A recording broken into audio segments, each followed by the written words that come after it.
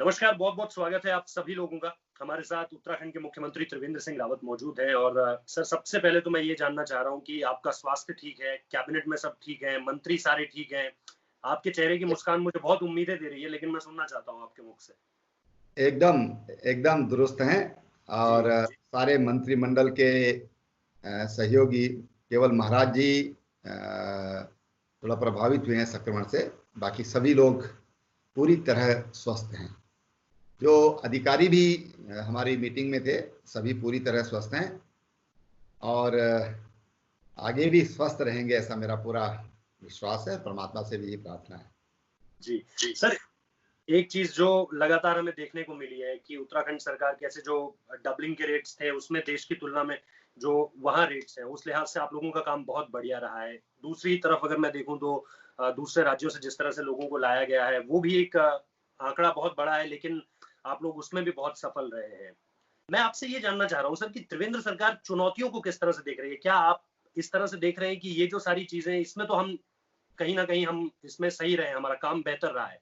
लेकिन कुछ ऐसी चीज़ें हैं जो आपको परेशान कर रही हैं इस वक़्त पे? नहीं, देखिए, राज्य में जब तक हमारे जो प्रवासी भाई बहन हैं वो नहीं आए थे, तब तक अगर आप देखें तो उत्तराखंड राज्य देश के शीर्ष राज्यों में उसका अपना स्थान था कोविड को रोक पाने में। बिल्कुल। और जो लोग हमने यहाँ से भेजे हैं, अभी तक किसी भी राज्य से ये खबर नहीं है कि उत्तराखंड से लोग वहाँ पर लाखों की संख्या में गए, लेकिन कोई भी कोविड पॉजिटिव पाया गया, ऐसा एक भी केस सामने नहीं आया है। जहाँ तक आज की हालात है, इस हालात से इसकी हमको अपेक्षा थी पहले से। जब हमने निर्णय किया कि हम अपने सभी भाई बहनों को वापस लाएंगे, तो हमने इसकी कल्पना की थी कि ये हालात हो सकते हैं और हमको उसके लिए तैयार रहना चाहिए, और हम उसके लिए तैयार हैं। और जैसा मैंने बताया कि हमें पहले से अपेक्षा थी, इसलिए हम लोग उसको कोई बहुत बड़ी चुनौती नहीं मानते। हमने तमाम तरह की जो व्यवस्थाएं हैं वो हमने की हैं। हमने कोविड केयर सेंटर की 15,000 बेड की व्यवस्था की है। हमारे पास आज आईसीयू हैं, हमारे पास वेंटिलेटर हैं, बाईपैप हैं और आइसोलेशन वार्ड हैं। क्वारंटीन के लिए हमने अलग से व्यवस्था की है। तो अगर हम ये देखें कि हमने जो आशंका हमको थी, उस दृष्टि से हमारी तैयारी है और मुझे पूरा विश्वास है कि जो हालात हैं आज, ये हालात बहुत जल्दी ठीक भी होंगे। हमने तमाम जो हमारे जिलों के अधिकारी हैं, जो हमारे फ्रंट लाइन वॉरियर्स हैं, उन सबको उनका मनोबल बहुत ऊंचा है और बड़ी शिद्दत के साथ वो अपना काम कर रहे हैं। और इसलिए मुझे पूरा विश्वास है अपनी टीम के ऊपर, ये टीम इस संकट से निकालकर बाहर लाएगी। सर यही मैं आपसे समझना चाह रहा था, जो आपने जिलाधिकारियों की बात की, जो आपने फ्रंट वॉरियर्स की बात की। मैं नाम नहीं लूँगा, लेकिन मेरे कई जगह बात हो रही है, कई अधिकारियों से बात हो रही है, प्रदेश के अलग-अलग ज़िलों में बात हो रही है। कह रहे हैं सब, हर किसी का ये कहना है कि बहुत लंबी-लंबी मीटिंग्स होती हैं और बहुत विस्तार में चर्चा होती है। ऐसे नहीं कि बस सिर्फ काम जान लिया कि आप क्या कर रहे हैं, आप क्या कर रहे हैं। बहुत विस्तार में चर्चा हो रही है, घंटों की मीटिंग हो रही है, ये सुनने में आया। मैं आपसे जानना चाह रहा हूँ कि एक लीडर के तौर पर, क्योंकि हर कोई इस वक़्त पे आपको लीडर देख रहा है। प्लस जो दिल्ली से निर्देश आया है वो ये कि आत्मनिर्भर, ये जो एक शब्द है सर, इसको आप किस तरह से कन्वे कर रहे हैं पूरे प्रदेश की जनता को, जिलाधिकारियों के ज़रिए, फ्रंट लाइन वॉरियर्स के ज़रिए? क्योंकि आपकी तरफ से लगातार संदेश जाना और आपकी तरफ से इस वक्त में लगातार सकारात्मक संदेश जाए, इसकी बहुत जरूरत है प्रदेश को। देखिए, जब ये महामारी घोषित किया गया कोविड को, तो महामारी का मतलब ये होता कि तमाम तरह का जो जीवन है, जनजीवन है, जो हमको दिखाई दे रहा है, जो हमको नहीं दिखाई दे रहा है, जो आज हमको दिखाई दे रहा है, कल परसों यानी कि आगे चलकर उसके क्या दुष्परिणाम होंगे, उसकी कल्पना एक स्वाभाविक बात है कि किस तरह से वो जनजीवन को प्रभावित करेगी। और हमने ये मानकर कि ये समस्या बहुत जल्दी निपटने वाली नहीं है, माननीय प्रधानमंत्री जी ने भी कहा कि कोविड के साथ जीने की तैयारी करनी चाहिए। और तमाम जो विशेषज्ञ हैं, बिल्कुल सर, डब्ल्यूएचओ की तरफ से भी ये कहा गया है, तमाम विशेषज्ञों के द्वारा, कि हमको उसके साथ जीने की आदत डालनी पड़ेगी और एक समानांतर दूरी के साथ में, जैसे दो रेल की पटरियां होती हैं या नदी के दो किनारे होते हैं, वो साथ साथ चलते हैं लेकिन मिलते नहीं हैं। मिलेंगे तो दुर्घटना हो जाएगी, मिलेंगे तो दुर्घटना हो जाएगी। इसी तरह से ये वायरस है, कोरोना वायरस है और मानव का जीवन है, तो ये साथ साथ चलना पड़ेगा, लेकिन बराबर की डिस्टेंस बनाकर हमको चलना पड़ेगा, तो हम सुरक्षित रहेंगे। और इसलिए सबसे पहली जो आवश्यकता होगी, और माननीय प्रधानमंत्री जी ने जो व्यवस्था की कि 3 महीने का निःशुल्क गरीबों के लिए राशन, जो दिव्यांगजन हैं, अन्य जो विधवा महिलाएं हैं और तमाम जो ओल्ड एज जो लोग हैं, उनके लिए 3 महीने का पहले उनको पेंशन दे दिया गया, ताकि वो अपनी जरूरत की आवश्यकताओं को समय पर खरीद सकें, उनको एकत्रित कर सकें। जो लोग राशन कार्ड नहीं है, ऐसे लोगों के लिए 5 किलो पर यूनिट चावल या गेहूं या दोनों और दाल, ये भी माननीय प्रधानमंत्री जी ने अपने कल्याण कोष के माध्यम से, गरीब कल्याण कोष की का जो पैकेज दिया, उसमें इस तरह की व्यवस्थाएं उन्होंने की हैं। और तमाम ऐसी जो समाज का, चाहे किसान है, हमारी उज्ज्वला से जुड़ी हुई बहनें हैं, जो भी कमजोर तबका है समाज का, उसके लिए उन्होंने तमाम तरह की व्यवस्थाएं की।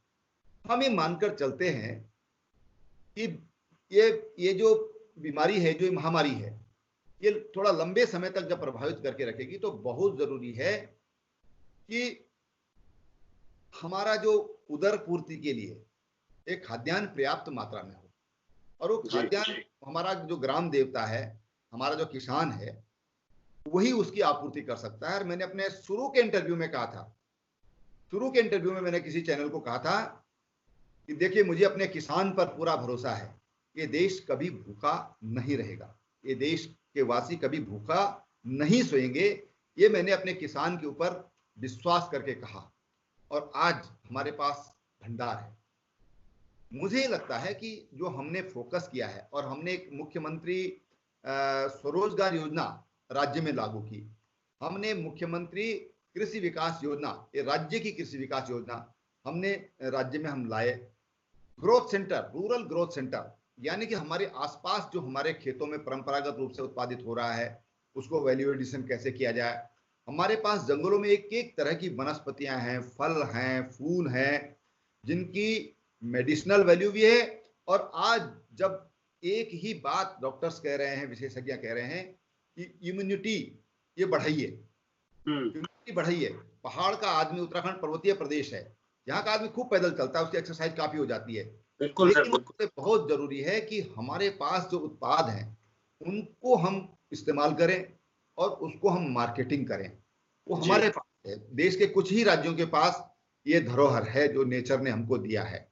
और इसलिए हमने फोकस किया है कृषि और कृषि पर जुड़े हुए, कृषि पर आधारित तमाम काम, चाहे मछली पालन है, बकरी पालन है, आपका शहद का है, भेड़ पालन है, भेड़ से ऊल का उत्पादन है, ये तमाम जो क्षेत्र हैं उस पर हमने फोकस किया। और उसके लिए हमने एक बड़ी योजना, उसमें 5 लाख लोग रोजगार पा सकेंगे, ऐसी व्यवस्था हमने की है। और मैं समझता हूं कि इस महामारी के दौर में, जब हमको लगता है कि पर्यटन अभी जल्दी खुलने वाला नहीं है, तमाम तरह की इंडस्ट्री अभी प्रभावित है, लेबर अपने अपने घरों को भाग गई है, तो ऐसे में कृषि वाला क्षेत्र एक ऐसा है कि जो लोगों को एंगेज भी रखेगा, लोगों के मन मस्तिष्क को भी ठीक रहेगा, और उनकी जो जरूरी आवश्यकता है उसकी पूर्ति भी करेगा। मैं मुख्यमंत्री स्वरोजगार योजना पर आऊंगा, निश्चित तौर पर आऊंगा। मैं आपको हल्का सा कैलेंडर में पीछे ले जाना चाह रहा हूँ। ये तारीख है 4 मार्च की। 4 मार्च की तारीख को आप जो है गैरसैंण को वो तोहफा देते हैं, पूरे पहाड़ को वो तोहफा देते हैं, जो मैं सीधे तौर पर कहूं तो जिसकी हिम्मत पूर्व में कोई मुख्यमंत्री नहीं कर पाए।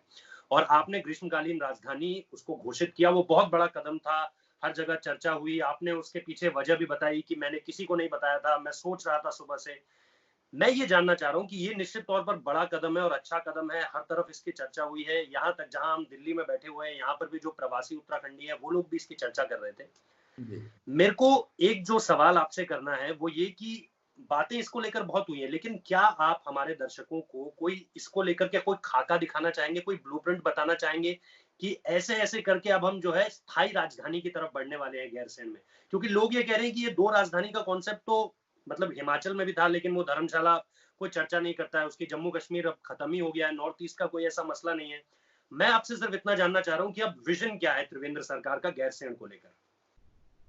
देखिए, जम्मू कश्मीर की बात अगर हम करें, श्रीनगर की अगर हम बात करें, तो एक वो बिल्कुल भिन्न परिस्थितियां वहाँ की हैं। और जब हिमाचल राज्य बना उस समय शिमला की स्थिति क्या थी, धर्मशाला की स्थिति क्या थी, वो बिल्कुल अलग हालात थे जी। और जम्मू कश्मीर का तो बात ही कुछ और है। बिल्कुल। लेकिन उत्तराखंड की स्थिति बिल्कुल भिन्न है। और हमारा ये मानना है कि कोई भी काम, बड़े काम जब किए जाते हैं तो सीढ़ी दर सीढ़ी उस पर आगे बढ़ा जाता है, सीढ़ी दर सीढ़ी उस पर आगे बढ़ा जाता है। बस पीछे नहीं खिसकना है, आगे बढ़ना है। और इस दृष्टि से हमने ग्रीष्मकालीन राजधानी के रूप में गैरसैंण की घोषणा की है। कोविड की वजह से कुछ बाधा हुई है, हमारी इसके लिए प्लानिंग है पूरी कि उसको किस ढंग से उसको विकसित किया जाएगा। और आज देखिए, मैंने जब कहा कि हम शिमला की बात करते हैं, हम कश्मीर की बात करते हैं, बिल्कुल भिन्न स्थिति। जब उत्तराखंड राज्य बना तब बिल्कुल भिन्न स्थिति थी। किसी को परिकल्पना नहीं थी कि रेल लाइन भी बद्रीनाथ जाएगी। किसी को ये परिकल्पना नहीं थी कि ऑल वेदर रोड उत्तराखंड में बनेगी। बिल्कुल बिल्कुल। आज जब हम ऋषिकेश से हमको अगर गैरसैंण जाना है और ऑल वेदर रोड बन जाने के बाद आधा टाइम में हम गैरसैंण पहुंच जाएंगे। आज गौचर में हवाई सेवा शुरू हो गई है। गैरसैंण में हमने हेलीपैड के लिए पैसा स्वीकृत किया है, वहां पर बहुत जल्दी हेलीपैड के टेंडर हो जाएंगे, हेलीपैड वहां पर बनना प्रारंभ हो जाएगा। और कर्णप्रयाग से गैरसैंण, गैरसैंण से चौखुटिया, गैरसैंण से दोराहाट, गैरसैंण से बागेश्वर, ये मोटर मार्ग बढ़िया बने, अच्छे मार्ग बने, लोग आराम से वहां पर और कम समय में वहां पर सुरक्षित रूप से पहुंच सके, उसकी भविष्य की प्लानिंग है। थोड़ा बाधा हुई है, हम लोग अब तक शायद काफी कुछ प्लान कर लेते। और हमने ये भी कहा है कि हमारी जो विधानसभा गैरसैंण होगी ये ई विधानसभा होगी, क्योंकि कई सवाल जो लोग उठाते हैं और जो विद्वान लोग उठाते हैं, उनका यह कहना है कि जब जम्मू से श्रीनगर राजधानी आती थी तो 20 दिन पहले से फाइल बननी शुरू हो जाती है और जब जाती हैं तो 20 दिन बाद पहुंचती हैं। सत्र जितने दिन रहेगा जम्मू में वो अलग टाइम है, यानी कि लगभग उनका कहना था कि 2 महीना ऐसे ही खराब हो जाता है जी। और 200 करोड़ रुपए का खर्चा आता है। अभी 200 करोड़ रुपए खर्चा आता है, अनुमान है, लोगों ने जो मुझे बताया है, जो जानकार लोग हैं जो मुझे उन्होंने बताया दिल्ली से, ठीक है, कहा हमारी विधानसभा ये नहीं होगी कि हम उसको यहाँ से पूरा ट्रकों में लद कर फाइलें जा रही हैं, हम उसको ई विधानसभा बनाएंगे। हम यहाँ से खाली हाथ जाएंगे, गाड़ी से जाएंगे और वहां पर जाकर के हमारी विधानसभा होगी। और उस ओर हमने महत्वपूर्ण कदम उठाए हैं। अभी हमने देहरादून की विधानसभा में हमारे 16 डिपार्टमेंट ये ई ऑफिस हो गए हैं। हमारी जो कैबिनेट है वो ई कैबिनेट हो गई है, तो हम उसको सिंप्लीफाइड कर रहे हैं और ताकि जो सरकार का प्रदेश की जनता पर बोझ भी ना पड़े और जो प्रदेश की जनता की भावनाएं हैं उसका भी सम्मान हो सके। सर, क्या आप इसे एक तरह भी देख रहे हैं? क्योंकि मैंने ये गैरसैंण वाला सवाल इसीलिए पहले पूछा और मैं मुख्यमंत्री स्वरोजगार योजना पर अब आना चाहता हूँ कि एक सिल्वर लाइनिंग भी होती है, जब सिक्का उछलता है तो दोनों उसके पहलू होते हैं। ये कोरोना का दौर ऐसा दौर है जब उत्तराखंड को अपने लोग वापस मिल रहे हैं, प्रवासी जो है, कुछ लोग हैं, जैसे मैं ऋषिकेश से हूँ और अभी मुझे कोरोना हुआ था 18 तारीख को, मैं पॉजिटिव आया था, 3 टेस्ट मेरे पॉजिटिव आए, फिर मैं 28 तारीख को नेगेटिव आ गया और अब मैं होम क्वारंटीन में हूँ। तो कुछ लोग मजबूरी की वजह से रुके हुए हैं, कुछ लोग जिम्मेदारी की वजह से रुके हुए हैं, लेकिन अधिकतर मेरे को जो आंकड़ा मिला है वो 2 लाख के करीब लोग उत्तराखंड वापस पहुंच चुके हैं, ऐसा आंकड़ा मेरे पास है। तो ये जो अब लोग वापस आ रहे हैं, क्या अब आप ये समझ रहे हैं कि इन लोगों को मैं वापस नहीं जाने दूँगा, मेरे पास प्लानिंग है पूरी की पूरी, चाहे वो मुख्यमंत्री स्वरोजगार योजना हो, चाहे खेती के ज़रिए मैं इन्हें रोकूँ, चाहे जो आपने सारी बातें बताई कि दुग्ध पालन हो गया, डेयरी हो गया या सिंचाई का जो काम हो गया, इसको क्या आप एक मौके की तरह देख रहे हैं कि ये मेरे पास एक मौका है अपने लोगों को अपनी जगह पर रोकने का, गैरसैंण को अगर मैं डेवलप करता हूँ, तो वहाँ पर जो है लोग रुकेंगे, वहाँ पर industry, hotel industry, hospitality industry आ सकती है। ये एक एक गोल्डन मोमेंट है, अपॉर्चुनिटी है जो शायद पहले किसी को नहीं मिली, आपके पास है ये मौका। देखिए, अपना घर सबको अच्छा लगता है हम्म। और कई बार मजबूरी भी होती है, मजबूरी में भी हम लोग जाते हैं, ठीक। और कई बार हम अच्छा पाने के लिए भी जाते हैं। हम्म। दोनों तरह की चीजें हैं। बिल्कुल। अगर स्वेच्छा से कोई जाता है, अच्छा प्राप्त करने के लिए लोग दुनिया के कोनों कोनों पर जा रहे हैं, तो मैं हम्म। समझता हूँ कोई बुरी बात नहीं है, अच्छी ठीक। बात है। ठीक है। और ये मनुष्य का स्वभाव भी रहा है, प्राचीन काल से स्वभाव रहा है कि वो माइग्रेट करता रहा, कभी कहीं कभी कहीं कभी कहीं, जहां उसको अच्छा लगा वहां वो जाता रहा। तो ये मनुष्य की प्रकृति का भी एक हिस्सा है, और इसलिए मैंने कहा कि उसको मैं खराब नहीं मानता हूं। लेकिन हाँ, हम्म। जो लोग मजबूरी में जा रहे हैं, हम्म। जो लोग मजबूरी में जा रहे हैं वो न जाएं। हम लोग दो दृष्टि से सोचते हैं, और दूसरा ये है कि, और जो ज्यादा महत्वपूर्ण है, कि हमारा राज्य ये सीमांत राज्य है, हमारी अंतरराष्ट्रीय सीमाएं हैं, अंतरराष्ट्रीय सीमाएं हैं, और हमारी सीमाएं संवेदनशील हैं। इन संवेदनशील सीमाओं में स्थानीय लोगों का रहना बहुत जरूरी है। या बिल्कुल। हम ये कहें कि यहाँ पर पलायन न हो, ये हर सरकार की चिंता होनी चाहिए। और हम्म। हमने राज्य में एक इसी वर्ष हमने निर्णय लिया है सीमांत क्षेत्र विकास निधि का, जी। कि जो हमारे सीमांत क्षेत्र में जो लोग रह रहे हैं उनके लिए हम कुछ विशेष योजना उनके लिए हम चलाएंगे, ताकि लोग वहां से पलायन ना करें। अब हम्म। जो लोग अभी आज वापस आए हैं, इन 15-20 दिन में, 1-1.5 महीने में जो लोग वापस आए हैं, ये जो मुख्यमंत्री स्वरोजगार योजना है, इसमें ये लोग भी सम्मिलित होते हैं। बिल्कुल। बिल्कुल। हम जानते हैं कि हमारे काफी बड़ी संख्या में लोग ऐसे हैं कि जो हॉस्पिटलिटी के क्षेत्र में हैं, हाँ। बिल्कुल। और आज सबसे ज्यादा अगर कोई क्षेत्र प्रभावित हुआ है तो यही क्षेत्र प्रभावित हुआ है सबसे जी। ज्यादा। जी। होटल्स बंद हैं, रेस्टोरेंट बंद हैं, तमाम तरह की दिक्कतें, कब खुलेंगे, कितनी मात्रा में खुलेंगे, कितने लोग वहां पर उपभोक्ता के रूप में जाएंगे, ये एक इस पर अभी सवाल खड़े हैं। कब तक हालात सामान्य, कुछ कह नहीं सकते हैं अभी, क्योंकि सारा डायनामिक है मामला। बिल्कुल और सर। बिल्कुल इसलिए सर। हमने जो भी योजना यहाँ पर दी है, उसमें इन्हीं परिस्थितियों को देखते दी हुई है, अपने पहाड़ के हालात को देखते हुए दी है। अगर आप देखेंगे कि हरिद्वार से वापसी हरिद्वार के लिए बहुत कम लोगों की हुई है। हम्म। अगर देहरादून में वापसी हुई है तो देहरादून मैदानी भाग के लिए कम है, बल्कि जो पहाड़ी हिस्सा है देहरादून का, वहां जी। के लिए ज्यादा वापसी हुई है। ऐसे हम्म। पूरे प्रांत की स्थिति, और अधिसंख्य लोग, सर्वाधिक लोग अल्मोड़ा और पौड़ी जिले में जी। वापस आए हैं, जिनकी संख्या जी। लाखों में, दोनों मिला करके। तो ये हमारी जो रिवर्स माइग्रेशन हुआ है, या मजबूरी में जो लोग वापस आए हैं, ये उसकी हालात है। और इसलिए हमने पर्वतीय क्षेत्रों में, क्योंकि हमारे बहुत छोटे छोटे खेत है, हमारे छोटे छोटे घर हैं, हमारे यहाँ जो तमाम जो इंफ्रास्ट्रक्चर चाहिए, वो उसके लिए हमारे पास कोई बहुत विस्तृत बड़ा भूभाग नहीं है। तो जी। हमने उसी हिसाब से योजनाएं बनाई हैं। जैसे बैकयार्ड पोल्ट्री है, हम आराम हम्म। से कर सकते हैं। हम बकरी पालन हम बहुत आराम से कर सकते हैं।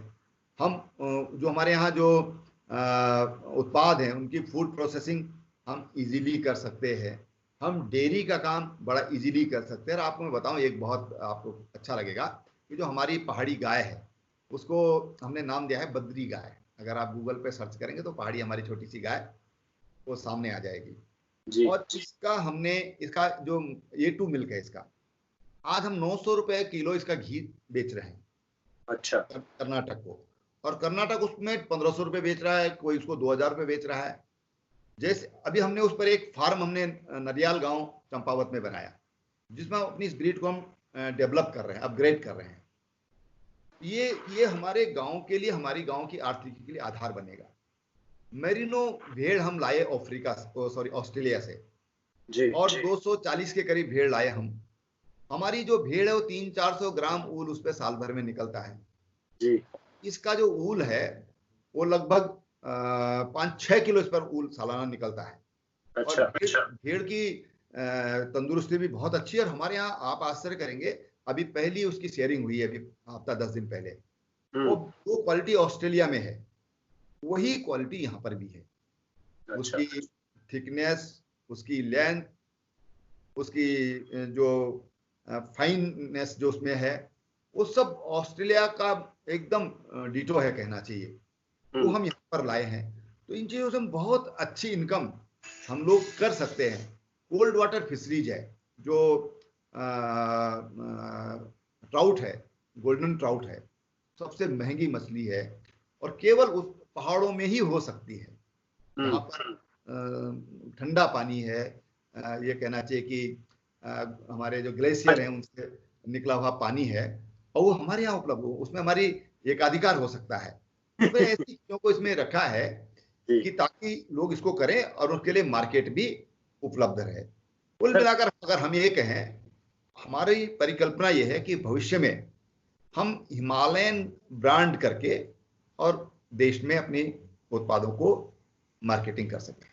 टफ डिसीजन मेकर की आपकी छवि रही है। आपने, चाहे मैंने गैरसैंण का मुद्दा बताऊं, देवस्थानम बोर्ड का मुद्दा बताऊं, ये ऐसे मुद्दे हैं जिनको लेकर के कोई ढंग से बात भी नहीं करता था। आपने इन पर फैसले लिए।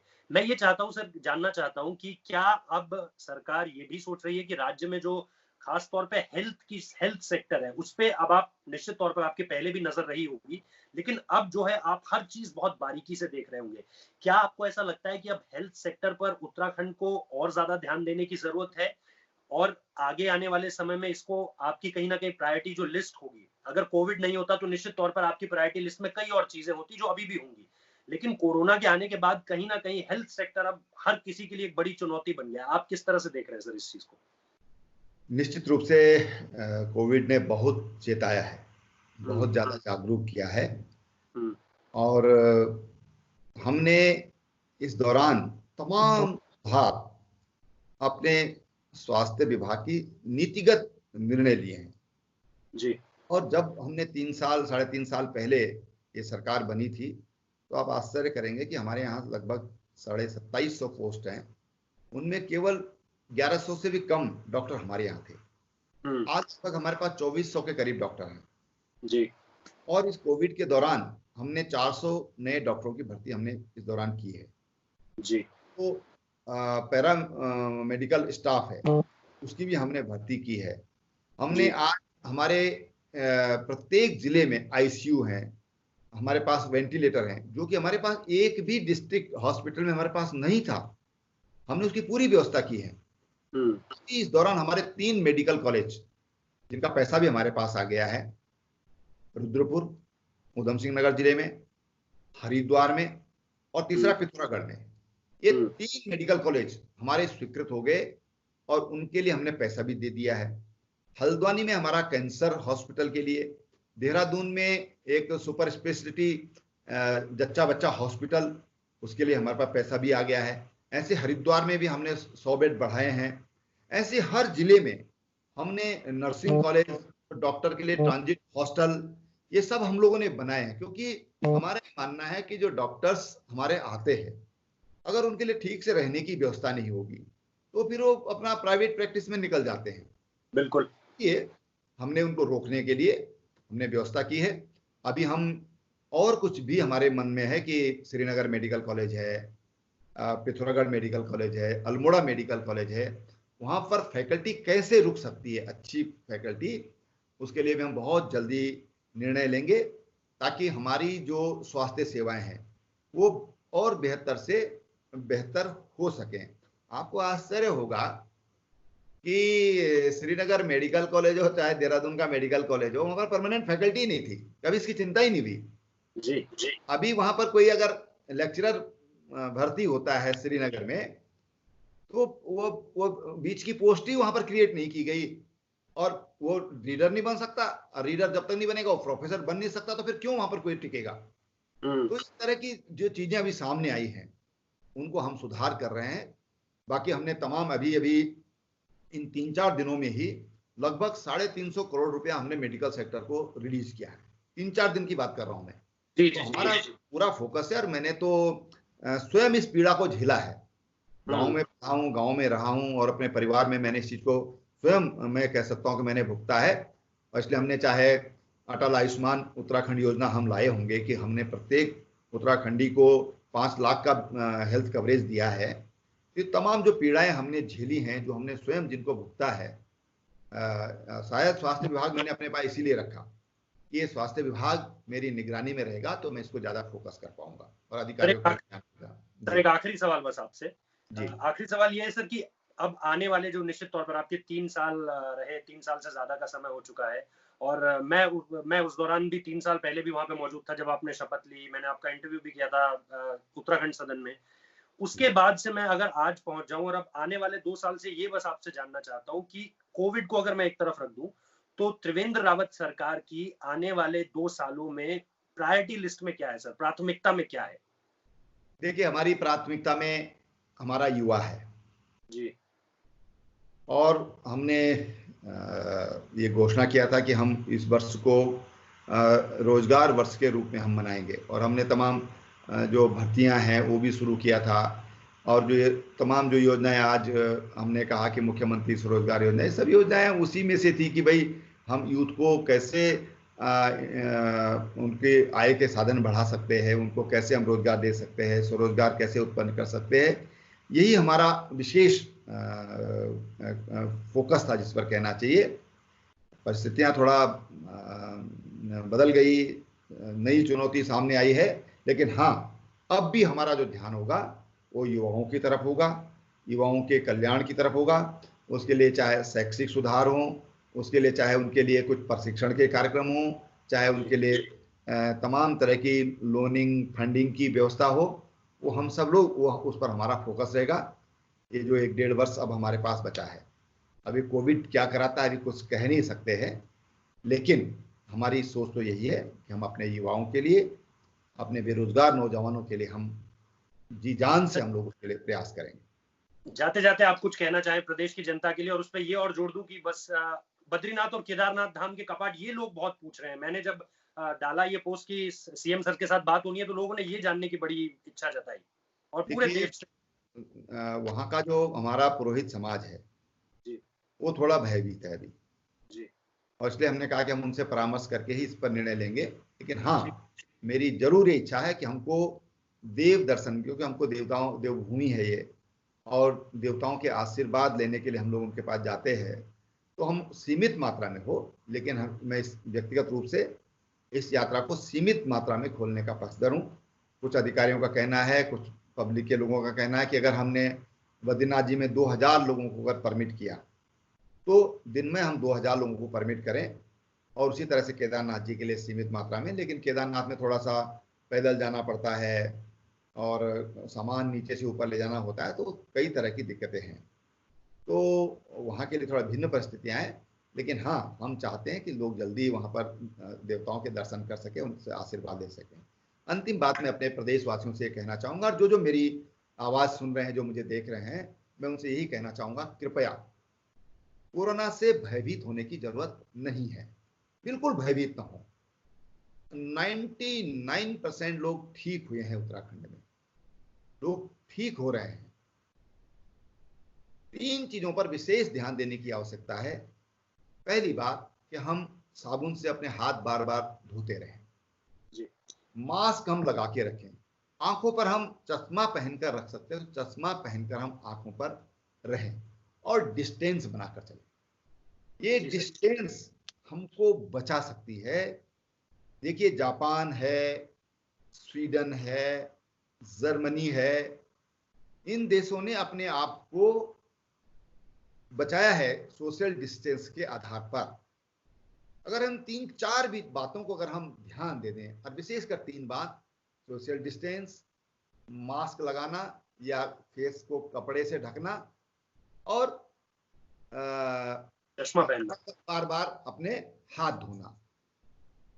कोरोना का इलाज, कोविड का इलाज, ये हम घर पर रहकर भी कर सकते हैं, और अगर हम इन 3 चीजों का पालन करते हैं तो जीरो बजट का खेल है। एक पैसा खर्च करने की जरूरत नहीं है, किसी डॉक्टर के पास जाने की जरूरत नहीं है, कतई परेशान होने की जरूरत नहीं है। तो इन 3 बातों का अगर हम ध्यान रखेंगे तो हम कोरोना से बच सकते हैं।